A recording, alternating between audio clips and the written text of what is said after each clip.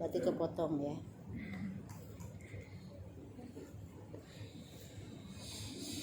As-sabi'u yang ketujuh al-i'tidalu yaitu i'tidal. As-saminu yang kedelapan at-tumaninatu tumaninah fihi di dalam i'tidal. At-tasi'u yang kesembilan as-sujudu yaitu sujud marrotaini dua kali sujudnya. Al-ashiru yang ke-10 at-tumaninatu yaitu tumaninah fihi di dalam sujud. Al-hadi asyara yang ke-11 al-julusu duduk bainas sajdataini di antara dua sujud. Nah, itu termasuk rukun. Asani asyara yang ke-12 at-tumaninatu fihi yaitu tumaninah di dalam duduk di antara dua sujud. As-salisa asyara nomor ke-13 at-tasyahudul akhir yaitu tasyahud akhir. Ar-rabi'a asyara yang nomor ke-14 al-qu'udu fihi yaitu duduk untuk membaca tasyahud akhir ya, fihi di dalam tasyahud akhir. Al-khamisa asyara yang nomor ke-15 as-shalatu 'alan nabi, sholawat atas nabi. Itu termasuk rukun. Kalau tidak sholawat, asal sholatnya ya, fihi di dalam duduk ya. Asa di dalam tasyahud, duduk dalam tasyahud akhir itu ada sholawat ya. Asa di sa'asyara yang nomor ke-16 assalamu membaca salam. Asab yang asyara yang nomor ke-17 at-tartibu yaitu tartib. Tartib itu adalah berurutan. Yang di belakang tartib apa namanya? Berurutan. Jadi mendahulukan yang harus terdahulu, mengakhirkan yang seharusnya terakhir, itu adalah tertib. Coba ngetes. Ada berapa tadi rukun sholat? 17. 1 niat, 2 takbiratul ihram, 3 berdiri bagi yang mampu, 4 membaca surah Al-Fatihah, 5 ruku, 6 tumanina di dalam ruku, 7 i'tidal, 8 tumanina dalam i'tidal, 9 sujud 2 kali, 10 tumanina di dalam sujud, 11 duduk di antara dua sujud, 13 tumanina ketika duduk di antara dua sujud, 13 tasyahud akhir, 14 duduk dalam tasyahud akhir ya. 15 membaca sholawat atas nabi, 16 baca salam, 17 tertib bungkus. Faslun an-niyatu salasu darajatin. Nah, sekarang ini kayaknya udah juga. Ini akan menyampaikan tentang masalah derajatnya niat, tingkatan niat. An-niyatu salasu darajatin. Ya, tingkatan niat itu ada 3. Ingkanatis sholatu fardhon, apabila sholatnya itu fardu, wajaba qasdul fi'li wa ta'yin, yaitu harus apa? Wajib ya di dalam hati itu menyengaja melakukan sholat. Wa ta'yinu, kemudian menentukan sholat, ini sholat apa nih gitu kan. Wal fardiyatu, ini kita misalkan dalam sholat fardu itu harus ada qasdu fi'li, niat untuk melakukan sholat, dan juga menentukan bahwa itu sholat apa. Misalkan usolli fardhod duhri, kita kan berniat untuk melakukan sholat apa tuh? Sholat duhur wajib.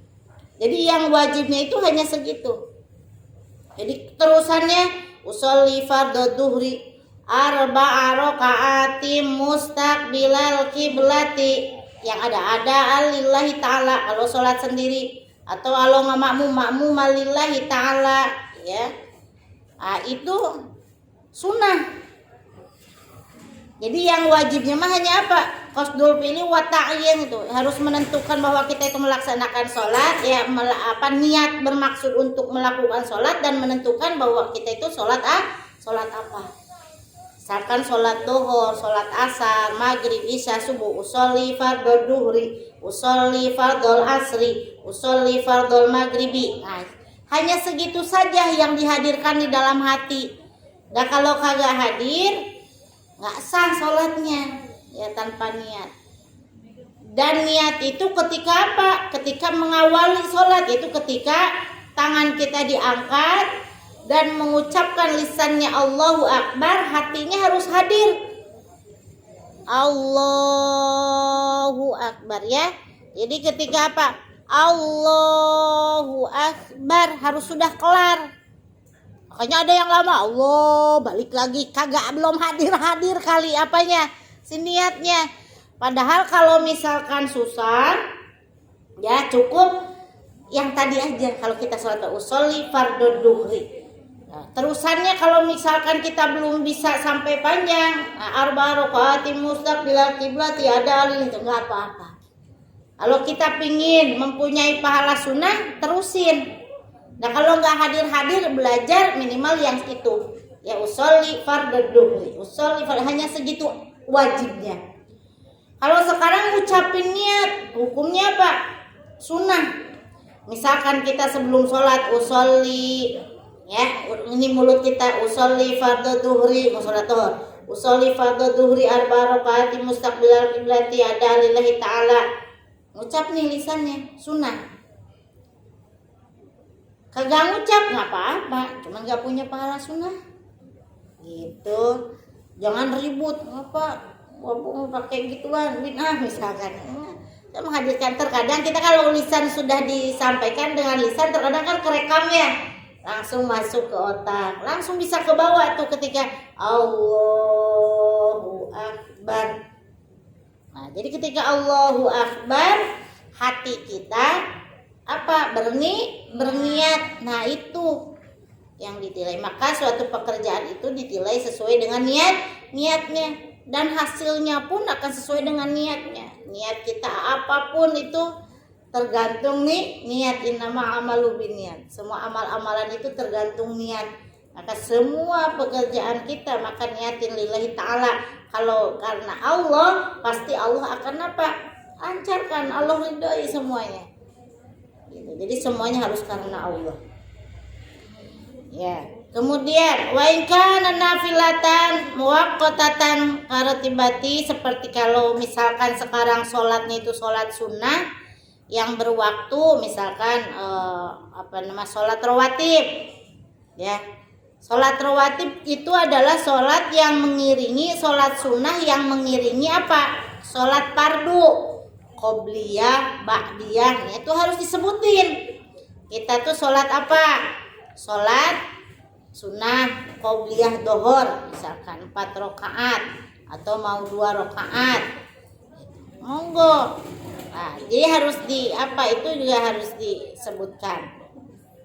Ya, jadi apabila tadi sholatnya sholat fardu, maka wajib bermaksud untuk mengerjakan dan menyatakan sholat duhur atau asar. Kemudian wajib juga menyatakan apa? Fardunya. Jadi ada 3. Misalkan ini fardhu lillahi ta'ala. Nah, itu jadi usolli fardhu duhri, niat saya sholat. Terus fardhu, nah disebutin fardunya. Ya, fardhu duhri, sholat, yaitu menentukan sholat apanya? Sholat duhur. Jadi ada 3, qasdul fi'li, kemudian ta'yin, kemudian nentuin apanya, fardu atau menyebutkan fardunya gitu ya, wajibnya bahwa itu sholat wajib. Kemudian kalau kedua itu apabila sholatnya itu merupakan sholat sunnah ya, yang terbatas oleh waktu, contohnya rawatib itu, yaitu rawatib itu apa tadi? sholat sunnah yang mengiringi sholat fardu, itu rawatib. Sholat sunnah yang mengiringi sholat fardu itu qobliyah dan ba'diyah. Nah itu ya. Atau sholat sunnah yang terikat oleh sebab, seperti kemarin tuh apa sholat apa waktu puasa tuh, waktu Syawal kemarin, gerhana. Nah harus disebutkan khusuf bil qamar ya, khusuf atau khusuf. Nah, itu harus disebutkan juga. Jadi menentukan qasdul fi'li, bahwa melaksanakan sholat, dan menentukan sholatnya itu sholat apa. Jadi sholat rawatib, qobliyah, ba'diyah, atau sholat khusuf gitu ya. Atau sholat duha itu kan disebutkan. Nah, kalau yang ketiga sholat mutlak. Sholat mutlak itu jadi tidak mempunyai sebab, sholat aja gitu ya. Jadi tidak ada waktu, tidak berwaktu maksudnya. Jadi maka wajib hanya bermaksud mengerjakan sholat usolli sunnatal lillahi ta'ala. Udah sholat aja, sholat sunnah itu sholat sunnah mutlak. Misalkan kita udah malam-malam udah kehabisan sholat tahajud sudah, sholat hajat sudah, sholat tobat udah, wah sholat hajat, sholat macam-macam udah kelakonin sama kita, masih punya waktu, masih semangat sholat, ya sholat sunnah itu mutlak. Washolli sunnatal lillahi ta'ala, udah Allahu Akbar 2 rakaat. Ya masih punya waktu lagi, sholat lagi yang banyak. Tahajud udah mau 8 rakaat, tambah witir 11 rakaat. Coba biar kayak seperti apa? Seperti bulan puasa. Mereka kan tarawih ada yang 8, ada yang 20, tambah witir 3. Nah, terapkan di hari-hari setelah bulan suci Ramadan ini nih, setelahnya. Nah, itulah puasa yang diterima tuh. Jadi ada perbaikan setelah bulan suci Ramadan kemarin. Ya, nah, yang di tengah, apabila sholat sunnah mutlak cukup dengan apa? Niat sholat sunnah karena Allah. Yang di belakang, niat itu ada berapa tingkatan tadi? Ada 3. Nah, harus ada perbaikan ya, harus ada perbaikan nih. Ngajinya jangan enggak sayang gitunya waktunya. Mana waktunya cuman 1 jam gitu kan, jangan disia-siakan. Ada kesempatan, ada waktu, kesempatan, ada umur ya, kesempatan Umi juga bisa hadir. Kalau Umi gak sehat ya berhalangan, tentunya kan gak datang juga. Jadi pergunakanlah masa muda sebelum datang tua. Ya, pergunakanlah masa Intarim Hosan qabla Homsin tuh. Waktu senggangmu sebelum datang waktu rupak itu ada rupak. Kalau orang Sunda bilang rupak. Kalau senggang lawannya dengan apa? Yang sempit. Waktunya sempit, ya. Itu. Pergunakanlah waktu hidupmu sebelum datang kematian. Masa muda sebelum datang tua. Masa tua. Nah, itu harus apa? Harus kita pergunakan. Mumpung hidup, mumpung sehat sebelum datang sakit. Ya. Mumpung muda sebelum tua, mumpung sehat sebelum sakit, mumpung ada luang waktu sebelum sempit. Kemudian mumpung apa lagi tadi? Mumpung hidup sebelum mati. Tadi satu lagi mumpung mumpung apa tadi? Nah, bukan. Mumpung apa lagi tadi? Aduh. Ya, pokoknya pergunakan waktu itu ya sebelum tidak punya waktu lagi. Itu. Nah, ya, itu jadi ada 3 tingkatan di dalam pelaksanaan sholat. Itu harus tahu, karena kalau kita tidak sesuai niatnya maka tidak sah. Apapun itu, makanya niat itu kita harus benar, niat hidup. Apa sebab niat hidup kita? Ingin tahu nih, niat hidup kita apa? Mencari ridho Allah, udah segitu. Karena tujuan kita itu akhirat. Dunia ini hanya sementara. Dunia hanya sementara. Hidup juga sementara. Gelis oge sementara. Tahu gelis neng? Cantik sementara. Nah, Umi jadi poles, saya pakai lipstik, pakai bedak, dan nyampe ke rumah majikan ini. Nah iya.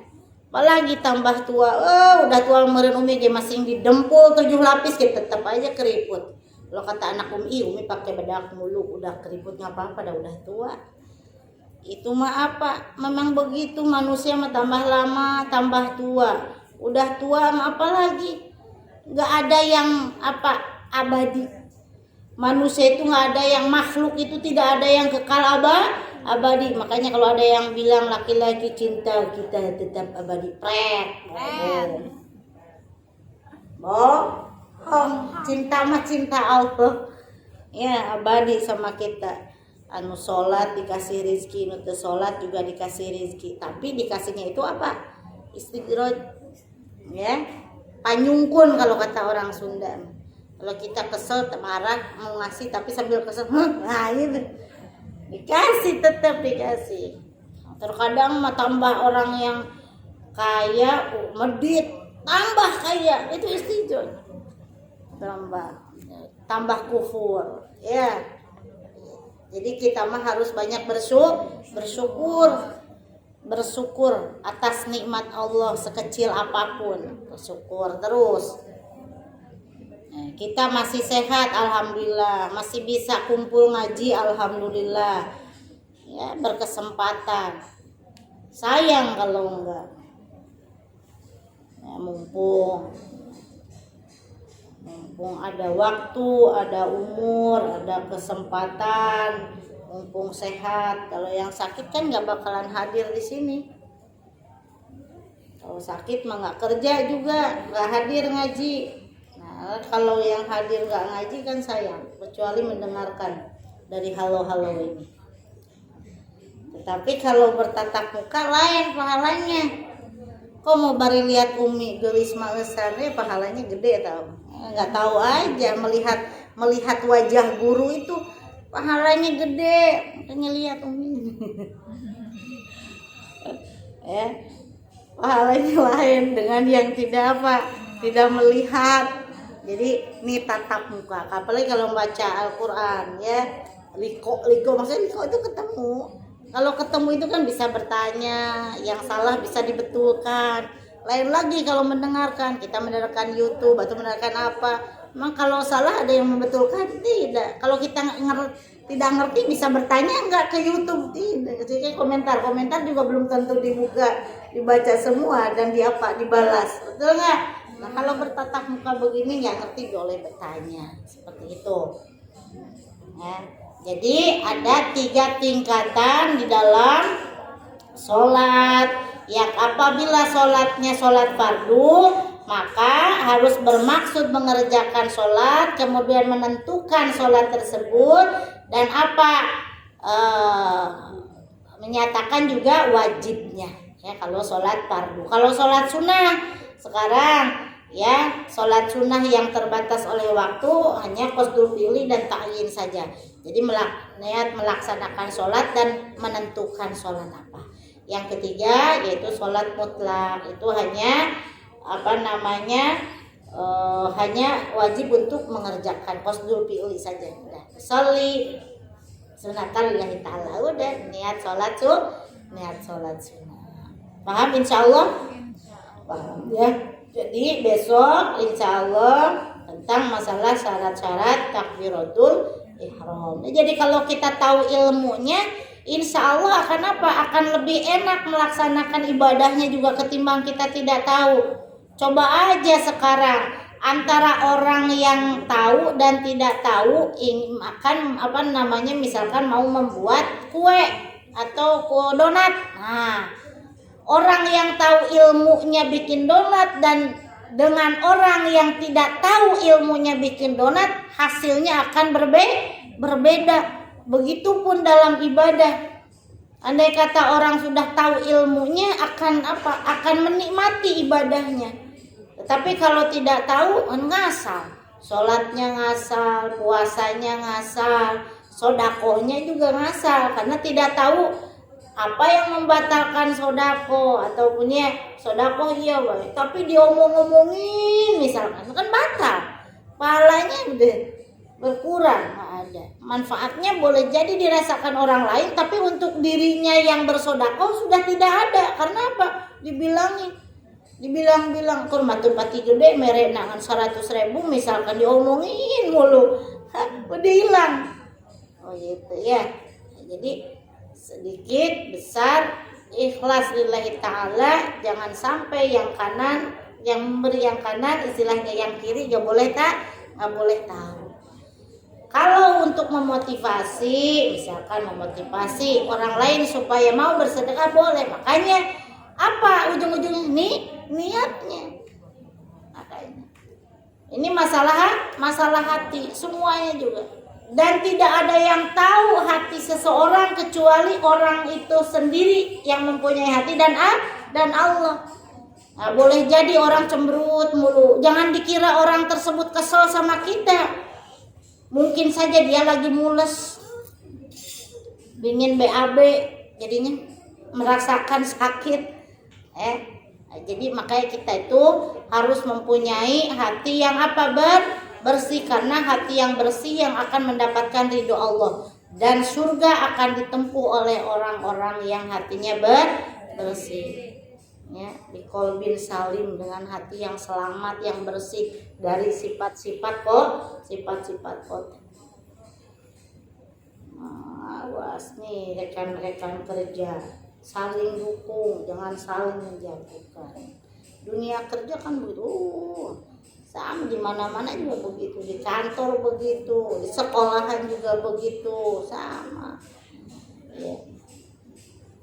Makanya kita harus tahu ilmunya dalam bergaul. Kalau kita saling mendukung, insya Allah akan sukses semuanya. Kalau saling menjatuhkan, jatuh semuanya. Makanya niat karena Allah. Semuanya harus dilandasi karena Allah. Kita berumah tangga pun karena Allah. Kalau nggak karena Allah, kagak bakalan ada ridho Allah di situ. Ya, jadi mudah-mudahan dengan kita taklim terus, yang ngaji terus, ilmu agama, ilmu Allah, mudah-mudahan tambah kita ilmunya buat bekal taat kepada Allah. Ya, mudah-mudahan apa yang disampaikan pada pagi hari ini mendapatkan keberkahan ilmu dari Allah Subhanahu wa taala, sehingga kita bisa melaksanakan ibadah sesuai dengan ilmunya. Tentunya Umi berharap tiap pekannya kan ini antara SPG dengan karyawan kelihatan ya, maksudnya kelihatan bajunya, Umi bisa membedakan gitu kan. Bisa membedakan. Nah, karyawan kan rata-rata ada yang pakai seragam kuning hijau, ini hanya cuma